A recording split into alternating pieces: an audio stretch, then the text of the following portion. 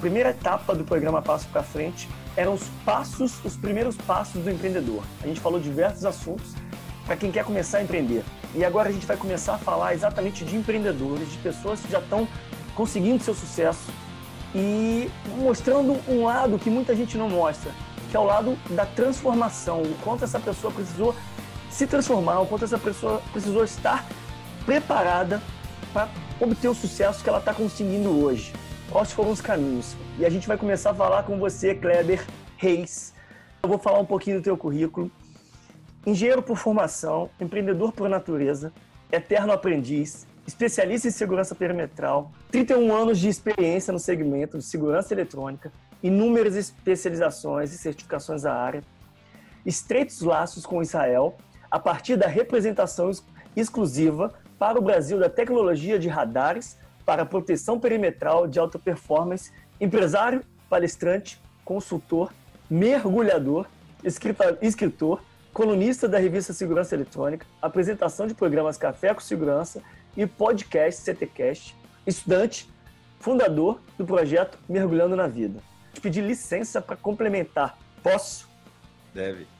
Embora você viva num mundo de tecnologia, e eu acho que é isso que é o mais bacana desse cenário todo que eu estou aprendendo com você, com o Christian, com o Silvano, com o Adalberto, enfim, com todos os outros, é que por mais tecnologia que você viva, o coração de vocês é fora de série, é totalmente diferenciado. Vocês são muito humanos, vocês são muito especiais. E é isso que me faz ter muito orgulho de estar hoje com você. A gente vai começar a contar essa história de onde você começou até começar a fazer a realidade da proteção perimetral, tá virando realidade e depois de tanta luta tá virando sucesso. Tarcísio, antes de mais nada, cara, é muito bom. É uma alegria imensa para mim poder estar fazendo parte desse teu projeto, construindo isso contigo. Eu sei da tua luta, eu sei da tua história. É muito bacana que eu tenha a oportunidade de poder estar fazendo parte disso e eu tô aqui nesse momento e não poderia ser diferente. Esse primeiro momento tem que ser de agradecimento, tá? Obrigado mais uma vez por essa oportunidade. Sobre o currículo eu falei deve porque eu queria ver a tua visão, porque de tudo que você falou, na verdade o que vale assim é um detalhe, é o aprendiz. Eu me resumo sendo de fato um cara que está aprendendo sempre, está aberto às novidades. Nós que somos pessoas de inovação, de mente aberta, a gente tem essa dinâmica de estar sempre aberto. É muito bacana a gente poder estar fazendo parte desse processo e aprendendo um pouco contigo hoje. Que isso, não, aprender com você. A gente veio aqui para bater um papo para a gente entender onde você acertou, onde você errou, onde você percebeu que eram os maiores aprendizados para a gente dividir com as pessoas. Isso para muita gente que quer, isso vale ouro. Bem, falando de inovação, falando de empreendedorismo, Kleber, a gente sabe que o grande desafio quando a gente pensa num projeto, quando a gente pensa num caminho a ser trilhado, é a inércia, é vencer a inércia de muitas pessoas, vencer a barreira que as pessoas têm para algo novo. Então, me fala um pouco dentro da tua solução. O que é a solução? E vamos entender primeiro, a gente vai passar um vídeo mostrando o que é a solução e depois você vai me dizer quais foram os principais problemas para fazer isso virar realidade. Vamos assistir o vídeo.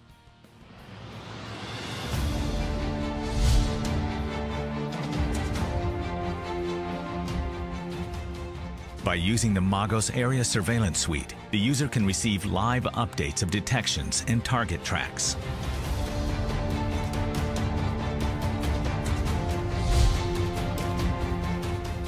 Once a target has been detected by the radar, the target's track appears on the map or satellite images, and the PTZ camera is automatically and continuously cued to the target's position in 3D pan, tilt, and zoom. The web-based interface allows the user to view the protected site from any device with internet access, including PC, laptop, tablet, and mobile devices. Any number of sensors can be integrated into the system, and the control software decides through smart algorithms which camera to cue to each detection and switches between multiple simultaneous detections.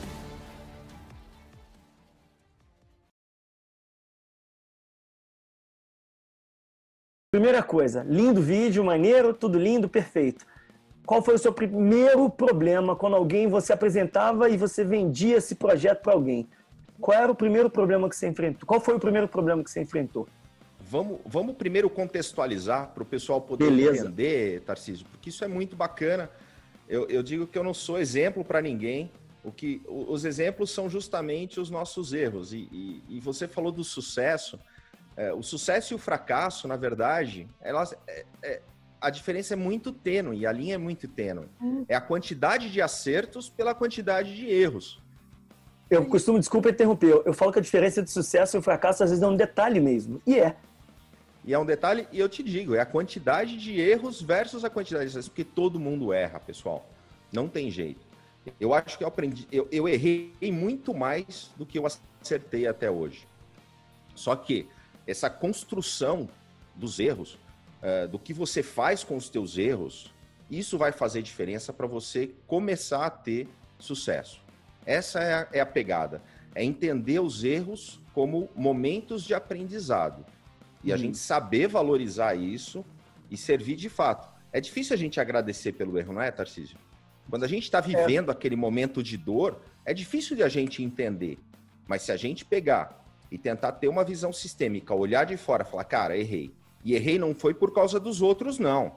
É fácil a gente ficar culpando os outros, apontando o dedo, falar, cara, errei por causa de um sócio, eu quebrei por um problema financeiro. Cara, não foi isso. Não foi isso. Aonde eu errei é olhar para o seu eu, é olhar para dentro e fazer uma análise autocrítica. Dói pra cacete, desculpa o palavrão, mas dói mesmo.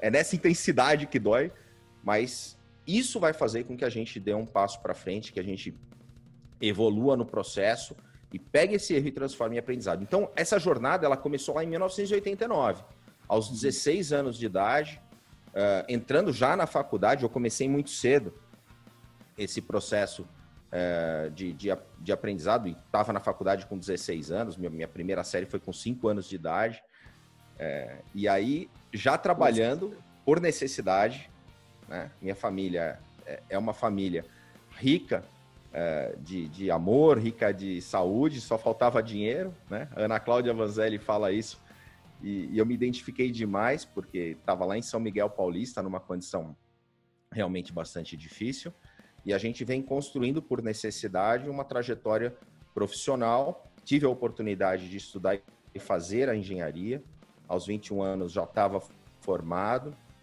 e eu já estava empreendendo. Essa foi a condição, quer dizer, eu comecei a vida empreendendo como instalador de alarmes, depois fundei uma revenda de sistemas de segurança, que foi a Carreis, e aí comecei a dar muitos passos maiores que as minhas pernas. Eu fundei uma outra empresa que foi a Cabuz, em nível nacional, instalando câmeras em ônibus, time-lapses, sistemas que estavam revolucionando a forma de você controlar e gerar resultados, evitar perdas na área embarcada, na área automotiva e transporte coletivo, principalmente, onde a gente tinha muita evasão. E aí, o negócio dando certo, eu vou para a terceira empresa, que é a Portões K, e fundo a Portões K, junto com o meu irmão. E aí, a gente, com passos maiores do que as nossas pernas, com falta de planejamento, a gente quebra, e quando quebra, quebra tudo, porque você tenta, de forma equivocada, tentar resolver um problema sacrificando o outro. Momentos difíceis demais, aqueles momentos que todas as portas se fecham, aqueles momentos em que você fica sem rumo, não é simples, não é fácil. E aí eu volto, Tarcísio, para uma condição de entender e de ter humildade para poder sentar numa mesinha de canto, de frente para a parede, para poder reconstruir, recomeçar um processo, tendo a responsabilidade de pagar as contas de casa, já com família, já com filhos. Já tinha filho? Isso é importante. Isso é uma carga de responsabilidade gigante. E aí vem o recomeço dessa história, da nossa percepção nesses momentos difíceis, de trazer isso para o lado do aprendizado. E aí eu volto para a área como integrador com a SegPrime, tentando construir uma história diferente, né? Aprendendo com todos os erros que eu cometi nas outras empresas, até um momento que eu decido, por questões pessoais, que aquilo não era uma vida que estava me satisfazendo, aquilo não estava me deixando feliz, trabalhando demais, deixando a família de lado, os meus hobbies de lado, os meus sonhos, e aí eu realmente falo, olha, não é isso que eu quero, né? Tá legal agora financeiramente, mas não tá me satisfazendo como pessoa, e aí eu viro uma chavinha de novo, tiro um ano para poder mergulhar, para poder olhar para mim, olhar para o mundo, entender um pouquinho mais das pessoas, e nesse momento o universo vem numa condição de me colocar ali uma oportunidade, através de um convite, de poder participar do processo da Ogen, trazendo tecnologias inovadoras israelenses para o Brasil, com uma representação exclusiva. E qual foi o segredo para que isso tivesse acontecido? Para quem olha naquele momento e fala, nossa, aconteceu, né? Por acaso. Não foi. São 25 anos construindo networking, respeitando as pessoas, fazendo para as pessoas aquilo que eu gostaria que estivessem fazendo para mim. Então, esse é um exercício muito importante, né? E detalhe, eu não sei, conhecendo um pouco você, fazendo pelas pessoas que talvez nem mereçam aquilo que você quer que elas façam por você, né? Porque eu acho que isso que é o bacana, né? Eu acho que fazer para as pessoas próximas, fazer para os nossos familiares é fácil. Né? O difícil é fazer para quem você eventualmente não conhece, ou que você e que nem merece às vezes. Eventualmente você pode mas você tem que fazer o bem. Cara, faço bem, não importa quem. Essa é a questão. Exato. Porque uma hora volta e você não se frustra se você não gerar expectativa. Esse talvez seja a grande mudança, Tarcísio. A grande virada de chave foi essa, cara, de você entender que a tua expectativa de retorno é zero. Seta ela em zero. E se ela vier, é positivo. Sempre vai ser positivo. Porque você está setado. Tua expectativa de retorno é muito baixa, entendeu? E se não vier nada, não importa, você impactou. Então, se você impactou e aquilo foi bom para a pessoa, já valeu. Então, eu vou te fazer uma pergunta. Isso é o que aconteceu. Eu queria te perguntar uma coisa importante, que eu acho que quando você fala disso, eu chego a me arrepiar, me emocionar até quando você fala, cara, quando a gente vê as coisas não deram certo, mas a responsabilidade estava toda nas minhas costas.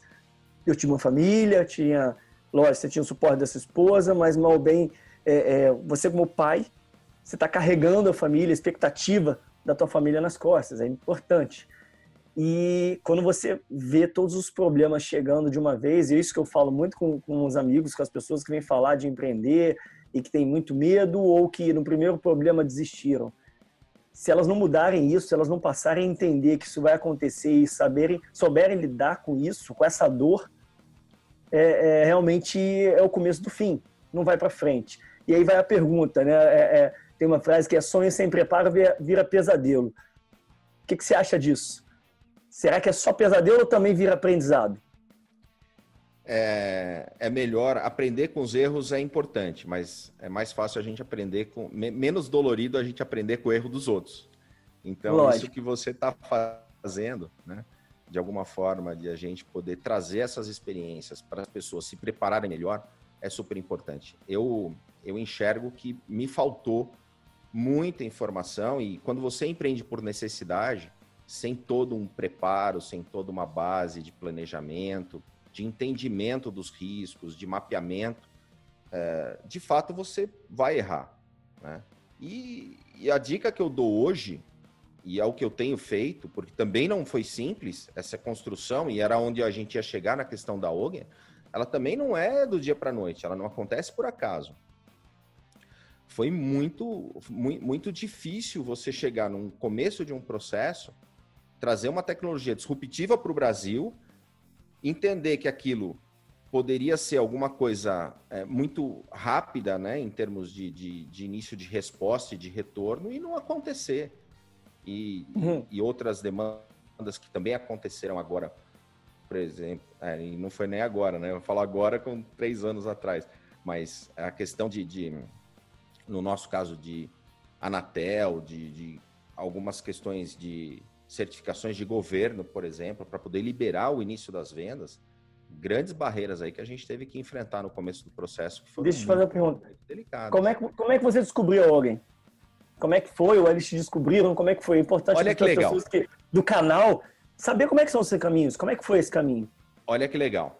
Quando eu parei com a SEG, o Ren Harel, ele me procurou já entendendo pelas relações que ele tinha que essa era uma grande oportunidade, mas ele me procurou para que a gente pudesse estar eventualmente vendendo essa solução para alguns clientes. E eu falei para ele, olha, eu não estou mais integrando, eu não sou mais integrador, eu não estou mais nesse processo. Eu falei, Kleber, mas você é muito bem relacionado, você conhece muita gente, você não de repente gostaria de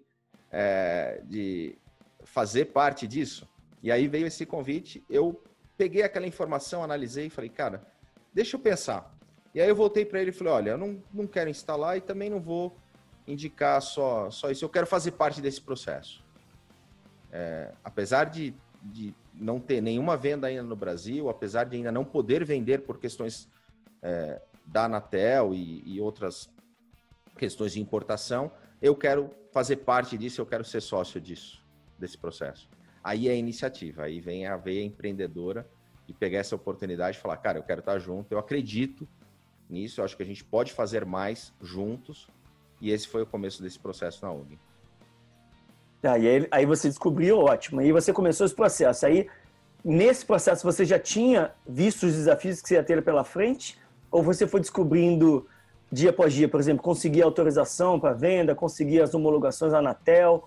Como é que foi isso? Você já viu um universo redondo ou você viu um universo promissor, mas cheio de desafios pela frente? Entendia que era promissor, porque eu compraria. Então, com toda a bagagem que eu tinha, com networking já construído, eu entendi, se eu compro, eu vou conseguir vender. Só que a gente planeja isso num tempo. Coloca isso na linha do tempo e fala que legal, vamos vender a primeira peça em 1 ano. Então, aí já muito mais embasado com questão de planejamento, de estudos, de pesquisa. Então, já muito mais embasado com todos os erros, aprendendo com todos os erros do passado. Ainda assim, as coisas não acontecem exatamente como a gente planeja. E isso que eu ia te perguntar. Qual foi nesse momento? Isso que eu ia te perguntar. Eu queria entender, por exemplo, você está falando disso, desculpa te interromper, Kleber. Por exemplo, você viu a solução, mesmo sendo uma inovação, como é que as pessoas reagiram? Qual foi a receptividade real disso? Vamos lá. Amigos, parceiros de negócios, consultores, que você tinha lá 15 anos de relacionamento, e aí eu chego para uma apresentação, brilho nos olhos, mostrando que aquilo era revolucionário, que era inovador, que ia trazer muito valor, agregar muito valor, que ia trazer economicidade, e aí ele olha e fala, bacana, quantos já tem instalados no Brasil? Eu falo, não, cara, estamos começando o processo, é uma coisa nova, é inovadora. Mas é muito bom. E é muito bom, é animal. E não, então, quando tiver o primeiro, nesta vertical de negócio que a gente atua, você volta e nos procura, né? E aí é 1, 2, 4, 5, 10 nãos. 10 nãos. E aí a gente tem que mapear Só isso 10? e fazer. Só 10? Dos amigos, sim. Dos amigos foram 10 não. Amigos. Aí você chega para um distribuidor, você tem que montar a cadeia de negócios. Você fala, bom, eu vou partir para o integrador, eu vou para o mercado com distribuição, e aí com todo o know-how que a gente tem, a gente começa a conversar com pessoas que são referências no setor para poder entender, desenhar, entender margens, volumes. E aí eu chego para os principais distribuidores, Tarcísio, os grandes distribuidores. E quando eu chego com essa ideia, né, do radar israelense da Ogen, por exemplo, alguns me chamam de louco. Falam, cara, você é maluco, trazer uma caixinha dessa, né, nessa condição, isso não tem espaço no Brasil. Isso não vende, é caro. O pessoal não está acostumado com esse tipo de tecnologia, é muita coisa para o Brasil. E de 10 para quanto? Para 100 foi fácil, né? De 10, se não, para 100 passou disso, não passou? Ah, sim, aí facilmente passou. Facilmente passou. Momentos que você fala, putz, eu achei que com toda essa experiência, com todo o know-how, com todo o networking que você tem, seria mais fácil. E não foi. Não foi, não. E quando foi a hora que você deu a volta por cima? Quando foi o primeiro sim, mas ou foi mudança de como você apresentava a solução? Qual foi a hora da virada? Qual foi o fator que fez a virada acontecer? O fator foi a persistência. A persistência. É persistir, persistir, persistir, persistir, persistir, até vir o primeiro sim. Vindo o primeiro sim, aí a pessoa entende o valor e eu já tenho um primeiro case para poder mostrar. E aí vem o segundo, o terceiro, o quarto. E hoje a gente está no país inteiro revolucionando a aplicação da tecnologia perimetral de uma forma a realmente agregar valor para a cadeia. Aqueles distribuidores que me falaram os nãos, hoje me procuram porque eles desenham projetos também na cadeia e me procuram e falam, cara, sensacional a tua ideia de trazer esse negócio, fantástico, um negócio que tá, olha, vocês deviam ter pensado nisso antes. Mas sim, a gente tem a humildade de reconhecer que o Brasil é continental. Os nãos, eles faziam sentido no começo, porque eu também hoje percebo, Tarcísio, que poderia ser uma condição de alguém que estivesse trazendo alguma coisa para o país e se não desse certo, simplesmente desiste.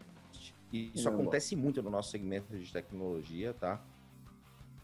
A pessoa simplesmente começa a trazer alguma coisa, não dá certo, não dá retorno financeiro que ela esperou, e ela desiste e deixa na mão toda a cadeia de negócios que acreditou nela.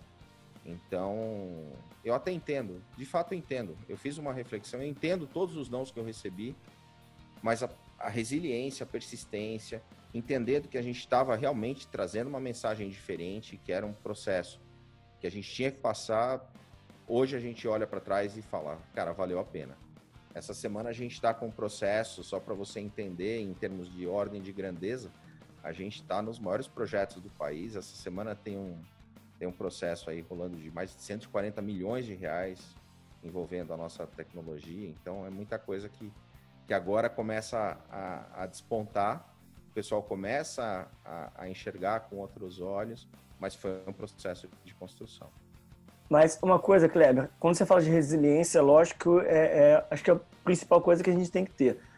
Mas vamos fazer uma analogia, você me diz até para título de aprendizado mesmo, de dividir com as pessoas. A gente percebe, eu percebia quando eu apresentava meu projeto, eu apresentava do zero também, porque eu chegava para as pessoas que nunca tinham ouvido o que a gente estava desenvolvendo. E eu percebia em determinadas situações, às vezes eu compreendia o porquê daquele não, que às vezes não era só insegurança, era talvez porque a gente precisava mudar um pouco a abordagem. E aí, em determinados momentos, eu comecei a entender pontos mais relevantes que eu teria que focar e que eu não focava. Um exemplo que eu vou te falar, quando a gente pensou numa solução, numa aplicação e no final de uma apresentação tinha um caminho. Sabe aquela 1000 possibilidades? Aquela última que a gente viu como valor, estava lá no final da apresentação. E a gente começou a perceber que aquela última, sabe, aquilo que a gente achava de menos valor estava mais chamando a atenção das pessoas. E a gente começou a reconstruir a forma de vender o projeto, né, de apresentar o projeto. A gente começou a dar valor para aquilo que as pessoas percebiam mais valor, que chamavam mais atenção.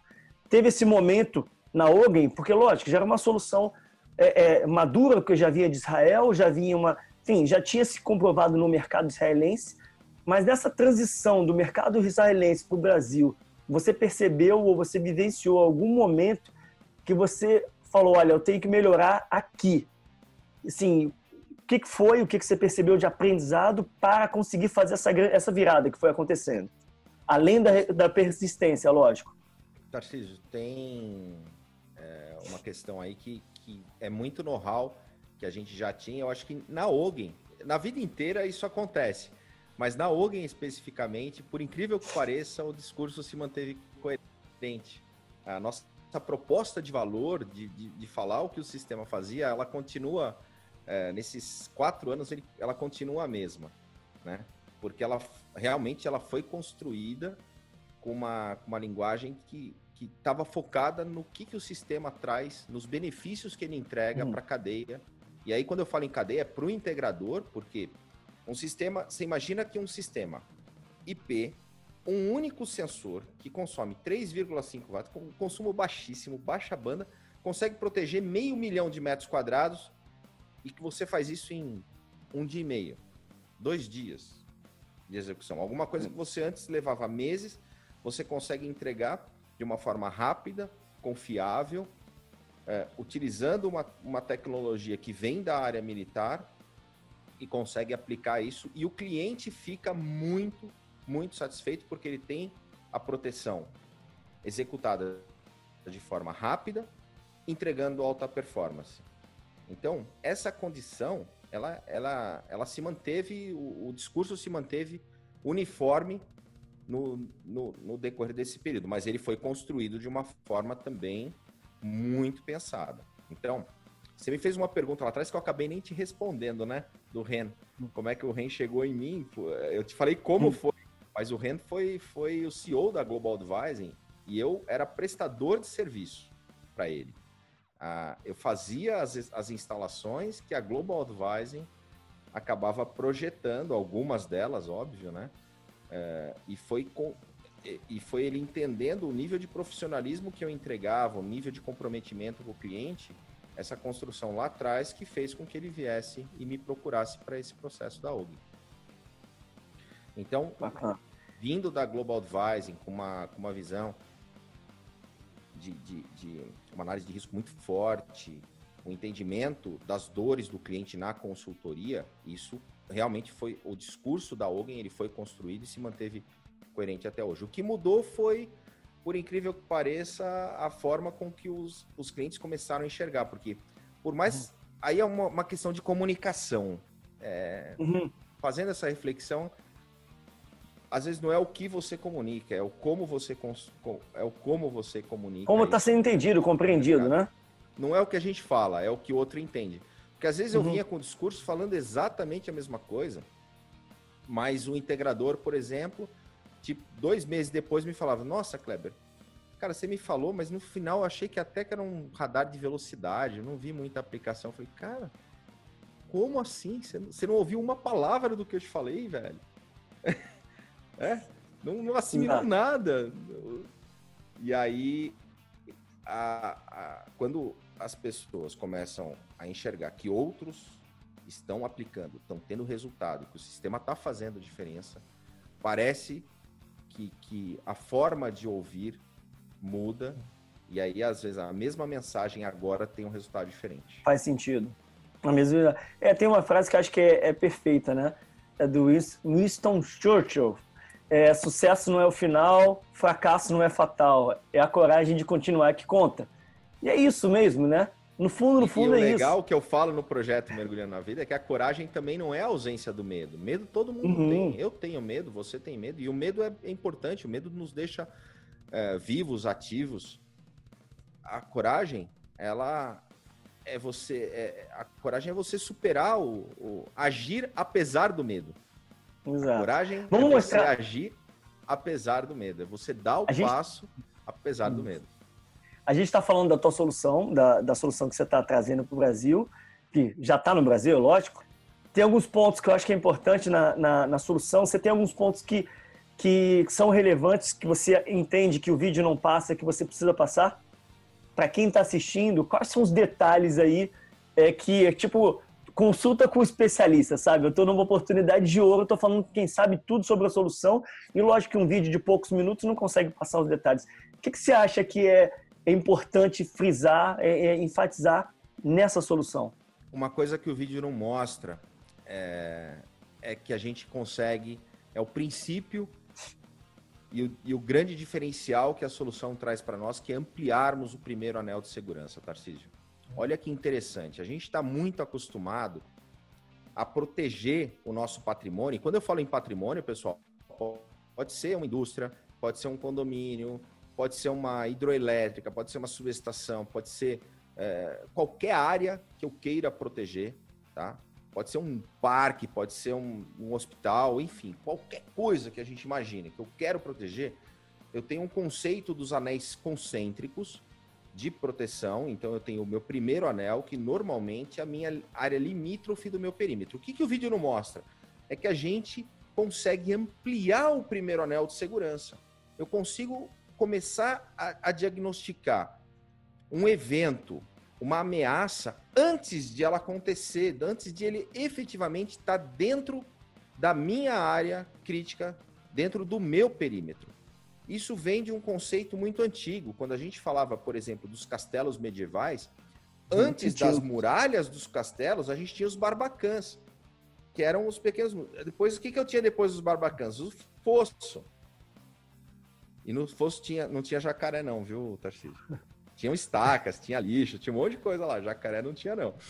Mas eu tinha os fossos, depois eu tinha as muralhas. E aí, depois das muralhas, eu ainda tinha os buracos mortais. Então, o que acontece? Eu estou ampliando o meu conceito de anéis concêntricos com esta tecnologia de radares e eu começo a diagnosticar um alvo antes de ele invadir o meu perímetro. Antes de ele invadir meu condomínio, antes de ele invadir minha indústria, antes de ele chegar com uma embarcação, por exemplo, próxima de uma área de risco minha. Então, a proteção ela deixa de ser por metro linear e passa a ser por metro quadrado. Uhum. Eu começo a pegar, eu tenho uma pessoa se aproximando da minha área, ela está a 200 metros, ela está a 150 metros, e dessa forma eu consigo, para cada ponto de proximidade dela com a minha área perimetral, eu consigo tomar providências diferentes. Então, imagina que eu estou com uma pessoa se aproximando a 100 metros de distância. Bacana, ele comanda a speed dome de forma automática, usando um recurso que a gente chama de Absolute Move. Então é como se fosse um operador. É como se fosse um operador biônico no joystick, acompanhando sem falha a continuidade de movimento, o vetor de movimento do alvo se aproximando do meu perímetro. Ele chegou a 50 metros. Putz, 50 metros? Gera um comando, acende os refletores se for à noite, acende um pop-up, gera um pop-up no mosaico, lá da central de monitoramento, para que os meus operadores possam, a partir dali, já ficarem mais atentos para essa pessoa que está a 50 metros do meu perímetro. Mas se ela chegar a 20, eu faço tudo isso e ainda abro um canal de voz com uma corneta VoIP falando para a pessoa e começo a interagir com a pessoa e me comunicar, falar, olha, essa área é uma área privada, você foi diagnosticado. Tudo isso antes da invasão acontecer. Eu vi um case, Kleber, eu vi um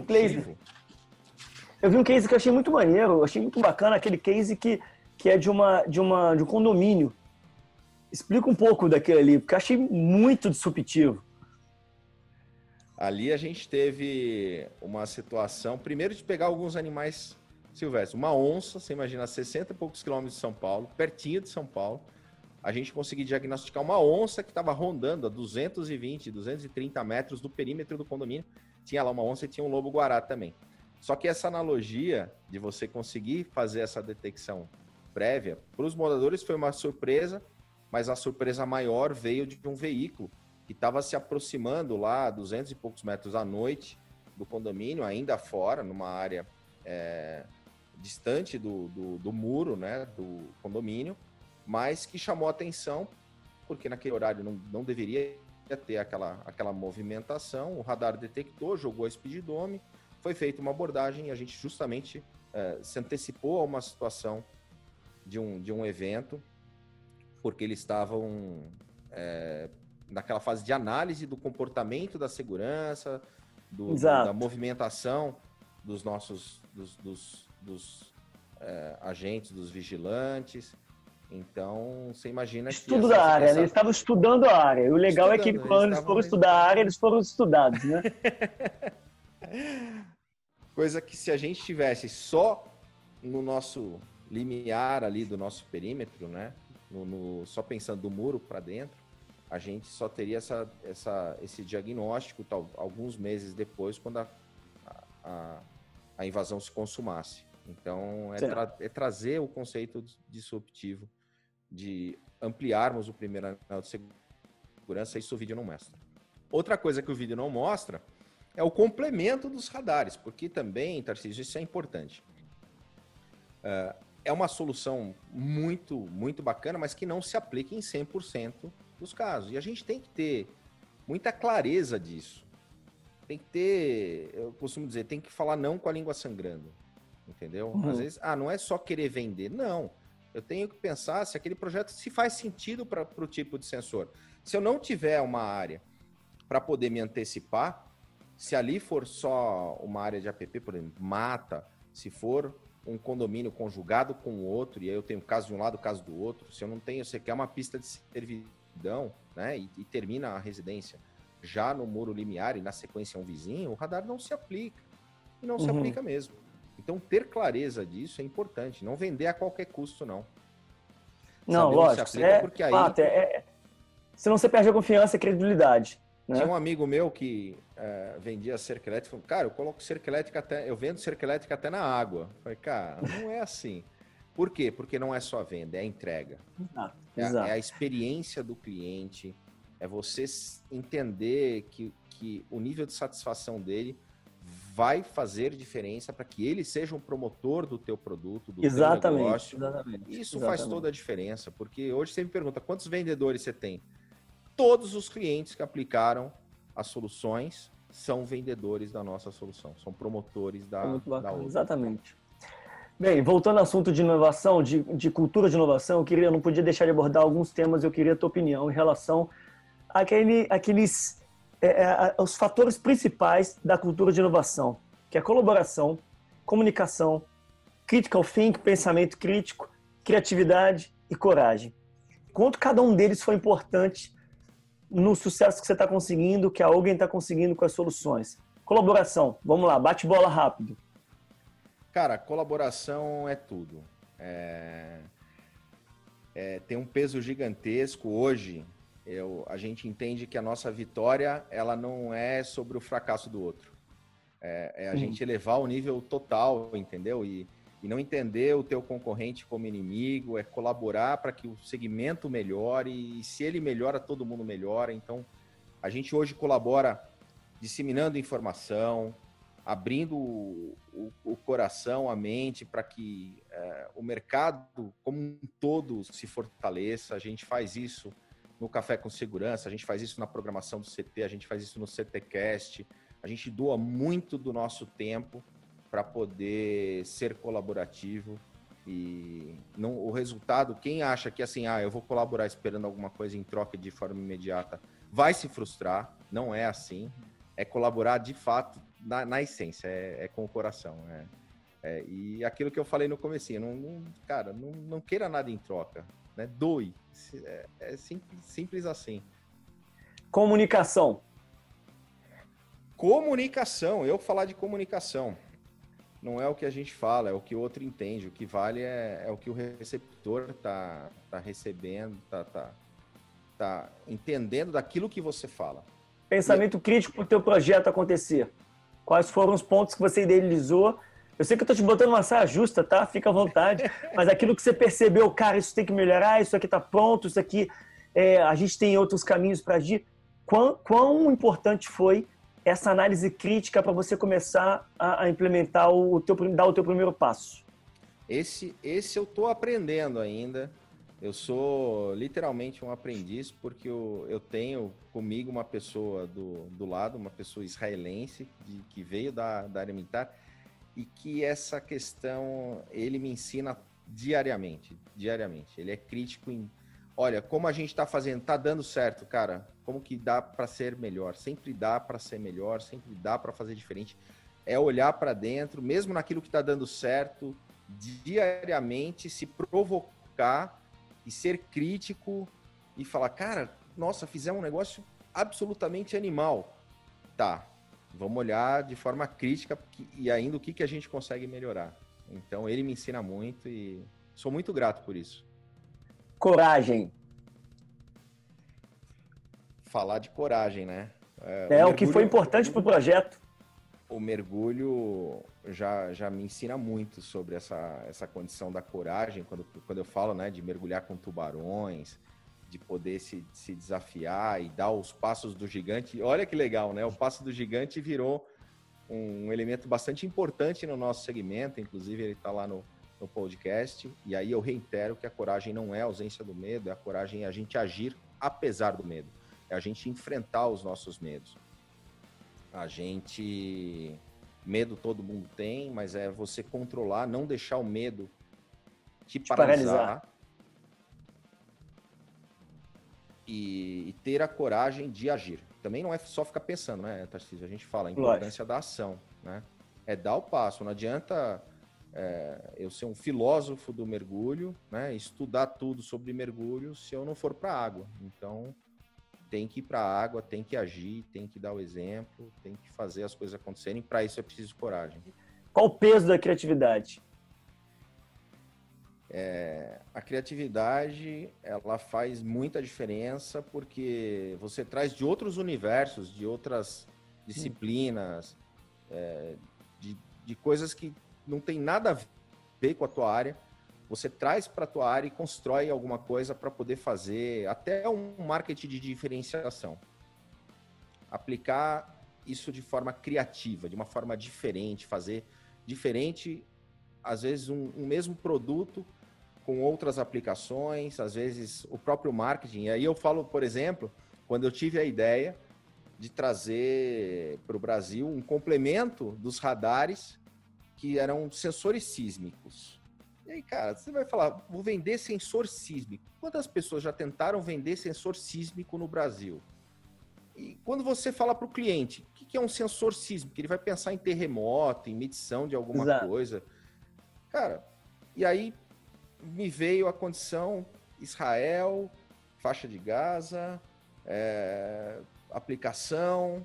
Legal, nós não vamos mais vender sensor sísmico. Nós vamos vender as minas terrestres eletrônicas.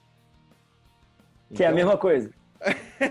É a mesma coisa, mas Quando você fala... A criatividade, você mudou a forma. Uma mina terrestre, eu mudei a forma. O sensor é um sensor. A tecnologia é uma tecnologia sísmica. Mas a forma de colocar isso para o cliente, de transmitir a mensagem, e aí vem a questão da comunicação. Como que ele entenderia melhor? E aí vem a criatividade para poder falar, cara, vamos vender mina terrestre eletrônica. Ela não explode. A notícia é explosiva, entendeu? Mas a mina não explode. Ela gera um diagnóstico de uma tentativa de invasão 100% enterrada. E aí vem a associação, faz sentido, tem lógica, né? Uhum. Mas é usar a criatividade. E nesse sentido, eu me considero um cara criativo, e venho exercitando isso, mas você precisa estar atento para tudo que acontece ao seu redor. Isso é legal, né? Você instigar, você fomentar para pensar diferente, pensar fora da forma. Quando a gente teve a condição de começar as transmissões, por exemplo, na internet, com a questão da pandemia, o Café com Segurança foi uma ideia criativa do CT. E aí vem aquele modelo, fala, legal, como é que a gente vai fazer? Um fala, depois o outro fala. Falo, não, cara, vamos fazer um negócio diferente, vamos fazer um negócio criativo, informal. As brincadeiras... Leve, né? Elas podem acontecer, não tem proibição, entendeu? Mas tem que levar uma mensagem de valor para o mercado. Lógico. Tem que ter seriedade no conteúdo, tem que ter valor na entrega, mas isso a gente pode fazer de forma leve, de forma descontraída, de forma autêntica. Bacana.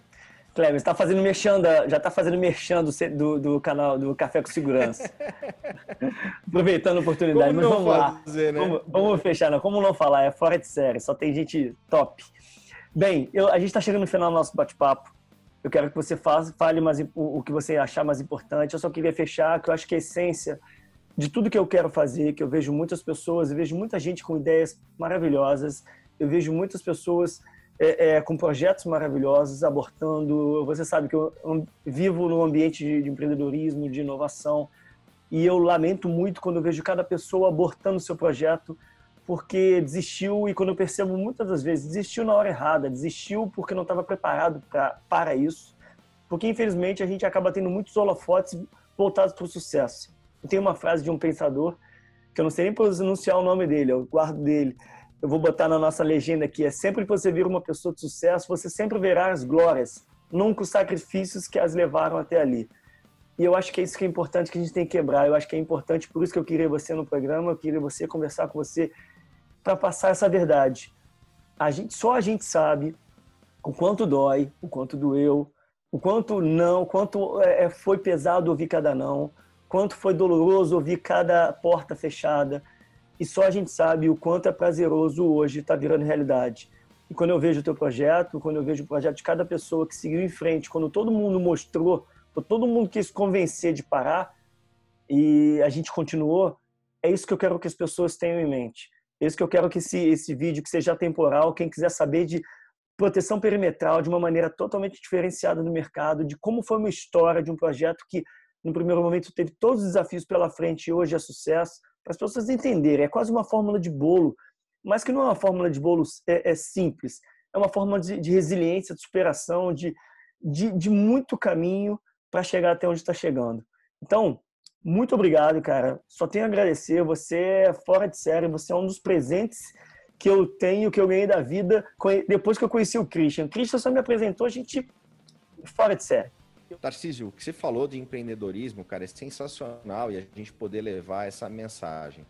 Mas eu vou fazer aqui uma dica para quem eventualmente está fazendo, já tem alguma trajetória ou já está num nível ali com algum produto no seu cliente e principalmente focado no nosso mercado de segurança, claro que é aplicável a qualquer outro mercado, mas foi uma dica que eu deixei lá no workshop de desenvolvimento de negócios do Grupo GPS, uma empresa com mais de 86 mil colaboradores e que fez muita diferença para os gestores.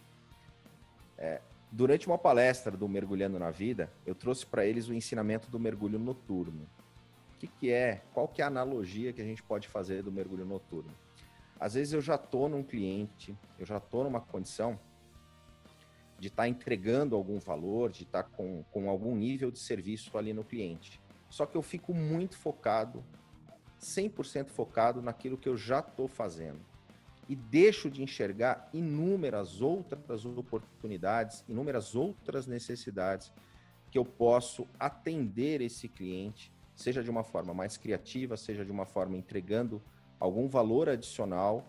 Por quê? Porque eu já estou lá, eu entro naquela tal da zona de conforto, que eu chamo de zona de conformismo, e você acaba deixando de enxergar. E o mergulho noturno me ensinou muito, viu, Tarcísio, com relação a isso. Por quê? Porque a gente gasta para viajar, a gente gasta na embarcação, a gente, enfim, gasta uma energia enorme para poder chegar num ponto de mergulho. Faz um mergulho diurno, é uma vida, é um ecossistema, você tem toda uma condição de desfrutar de muita coisa que acontece durante o mergulho diurno, onde a gente tem luz. E aí você mergulha 2, 3, 4 vezes no mesmo ponto, você se acostuma. E quando você vai para o mergulho noturno, quando as luzes se apagam e você tem o foco da tua lanterna enxergando vida completamente diferente, parece que você está mergulhando em outro lugar. É o mesmo ponto de mergulho, mas é um mergulho completamente diferente, com necessidades diferentes. Então eu convido a nossa audiência a apagar a luz, a fechar os olhos, enxergar de uma forma diferente aquilo que você eventualmente já estava acostumado, já estava com uma visão restrita. Então, faça um mergulho noturno nos seus clientes, entenda outras necessidades e certamente você vai ampliar muito o leque de entrega que você pode fazer para a tua clientela, para o teu cliente. Bacana, bem bacana mesmo. Já estava viajando aqui, quase fechando os olhos, hein? Bacana. Kleber, sem palavras. Fizemos esse fundo preto aqui, né? Vamos fazer um mergulho noturno. Mergulho noturno. Então, olha, muito obrigado, Kleber. É sempre, assim, fora de série. É sempre um prazer mesmo, é um aprendizado enorme. Só eu sei como é difícil conciliar as agendas e os trabalhos, as demandas que eu tô. Mas, assim, é um prazer enorme. É um prazer enorme falar com gente como você, com pessoas tão bacanas, que tem tanta luz, que tem tanto a ensinar e tanto a dividir. Eu acho que é importante. Seria uma covardia se a gente guardasse esse conhecimento com a gente, que você guardasse, que você tem da tua experiência só com você. Muito obrigado mesmo, cara. Sem palavras. Eu termino, mergulhando na gratidão, né? A gente mergulha de cabeça, eu tenho esses momentos, quando a gente mergulha de cabeça, é que a gente faz de verdade, é que a gente faz com todas as nossas energias. E aqui eu finalizo mergulhando na gratidão pela oportunidade que a gente está tendo de ter esse momento. E, galera, passo para frente. Valeu, muito obrigado. Até o próximo passo para frente. Foi um prazer enorme estar com você, Kleber Toledo. Foi um prazer enorme estar com você, Kleber Reis. Tá, tudo de bom, sucesso. E mais uma vez, muito obrigado a todos. Tchau. Valeu.